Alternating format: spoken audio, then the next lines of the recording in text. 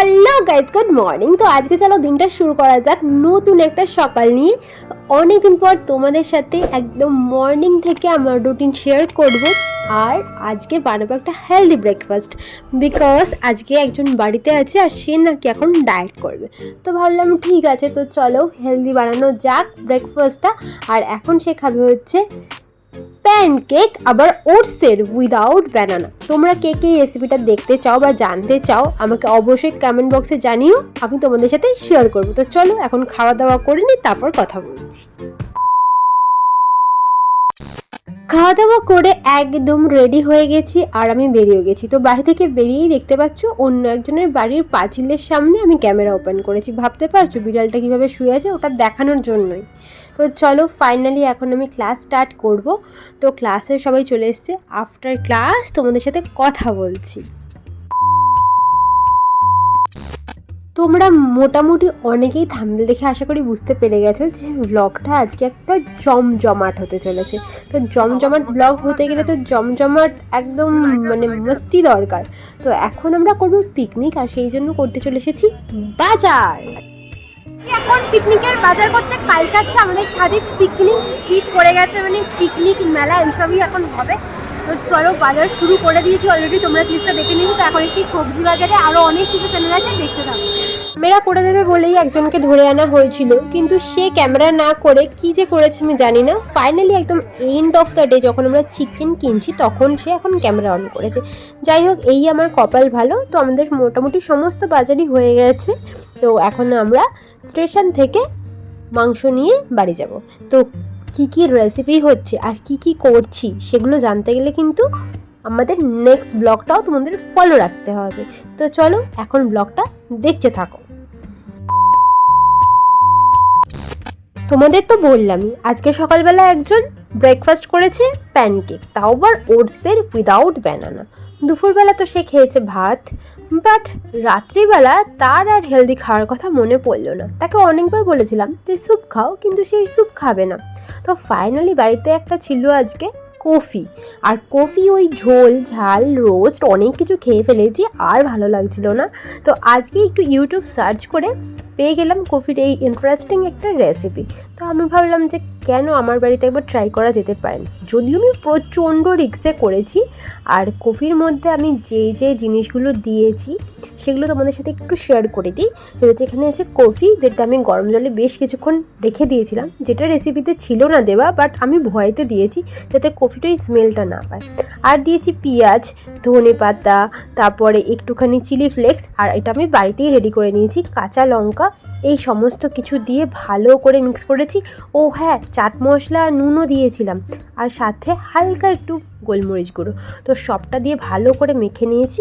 আর আমার বাড়িতে ময়দাটা কেউই খেতে চায় না, তাই আটা দিয়ে আজকে আমি করব পরোটা। তো চলো এখন পুরগুলোকে আগে ফাটাফাটি করে ভরে নিই, তারপরে তোমাদের সাথে বেলে যখন জিনিসটা রেডি করব সেটাও তোমাদেরকে দেখা। হ্যাঁ, শীতের আমেজে এই সুন্দর সুন্দর খাওয়া দাওয়ার ব্লগ দেখতে তোমাদের কেমন লাগছে অবশ্যই কিন্তু সেটা কমেন্ট করে জানাতে হবে। আর যদি ভালো লেগে গিয়ে থাকে ব্লগটা দেখতে দেখতে, তাহলে যদি তুমি সাবস্ক্রাইব না করে থাকো, প্লিজ প্লিজ চ্যানেলটা সাবস্ক্রাইব করে আমার পাশে থেকো, আর নোটিফিকেশানটা ক্লিক করে দিতে একদম ভুলো না, যাতে পরের ব্লগগুলো তুমি নোটিফিকেশান পাও আর জলদি দেখে নিতে পারো। তো চলো এখন তাড়াতাড়ি করে আমি সমস্ত পুরগুলো ভরে নিই, তারপরে এইগুলো দিয়ে পরোটাটা বানিয়ে ফেলবো। আর যেহেতু এখন শীতকাল না, রাত্রিবেলা রান্না করতে আমার যে কী কষ্ট লাগে, কিন্তু কী আর করবো, এই পেটুক বরের মুখের দিকে তাকিয়ে রান্না না করে আর পারি না। যাই হোক, ভালো তো বাসি মানুষটাকে, কী আর করা যাবে। তো এখন ওনার জন্যই আমি রেডি করছি, তারপরে ওনার থেকেই শুনে নেব যে খেতে কেমন হয়েছে। তার আগে আমার কাছে কিন্তু অর্ডার এসছে কফি খাওয়ার। তো এই দেখো আমি দুধটা জাল দিতে বসিয়ে দিয়েছি, আর এটা আমি যদিও গুঁড়ো দুধের করছি, উনি নাকি ডায়েট করছে দুধের কফিকে। ভাবতে পারো তোমরা, মানে কী যে বলবো, ওর ডায়েটের কোনো মাথা মুন্ডু নেই। মানে কী খেলে ওর ডায়েট হয়, অ্যাকচুয়ালি লিস্টে কী কী খাবার আছে ওর ডায়েটের আমি নিজেও জানি না।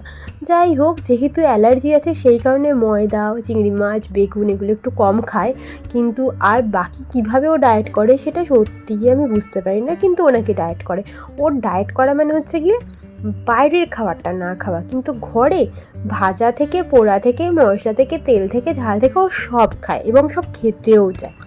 যাই হোক, এখানে যেহেতু আমি কফিটা একটুখানি গরম জলে ভিজিয়ে রেখেছিলাম, সেই কারণেই দেখো বেলার সময় না একটু যখন পুরটা ওপরের দিকে উঠে আসছে তখন এরকম জল জল বেরোচ্ছে। যাই হোক, ওতে কোনো একটা সমস্যা হয়নি, বাট আমার মনে হয়েছিল যে গরম জলে একটু ভিজিয়ে নিলে ভালো হবে, যেটা রেসিপিতে ছিল না, বাট এটা আমার মনে হয়েছিল।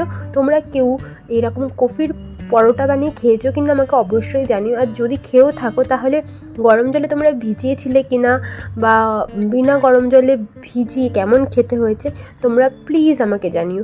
আমি এখনই তোমাদেরকে বলছি, আমার কিন্তু বেশ ভালো লেগেছে রেসিপিটা।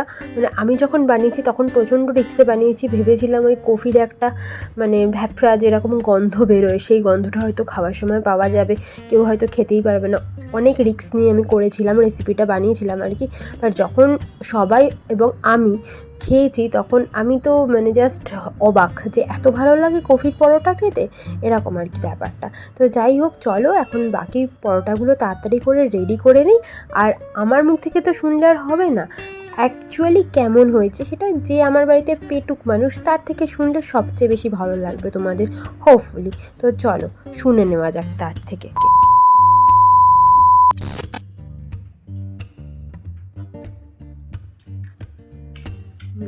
টেস্টি লাগছে,